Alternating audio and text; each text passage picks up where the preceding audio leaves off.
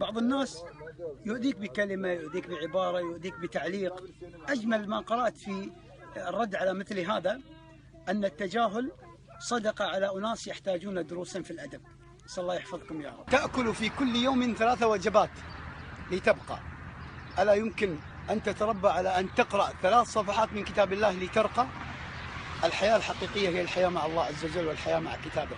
لا تضيع حياتك. تغيب عنا الشمس كل يوم مع حبنا لها وحاجتنا لها، إلا أننا لا نحزن لغيابها، لأننا ندرك بثقة أنها ستعود في اليوم الآخر.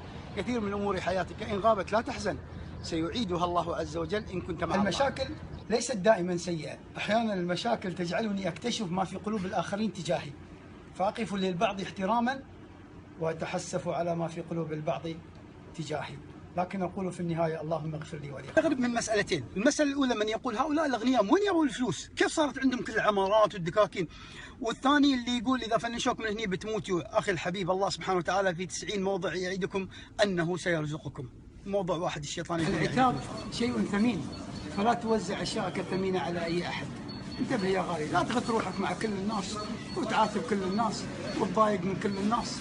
ريح بالك يا غالي واشتغل بنفسك واعمل لآخرتك. إذا شتمك أحد أو قال لك كلمة تسيئك لا تستعجل بالرد أو بالإجابة، فدقيقة صمت تعطيك عمرا من السلام والمحبة في قلوب الناس. اصمتوا قليلا يا أحد. يقول أحد دهاة العرب: ما غلبتني إلا جارية رأيتها تحمل طبقا مغطى فقلت ماذا يوجد في الطبق؟ قالت فلماذا غطيناه إذن؟ فأحرجته. أخي الحبيب، أي أمر مغطى مستور لا تحاول أن تكشفه.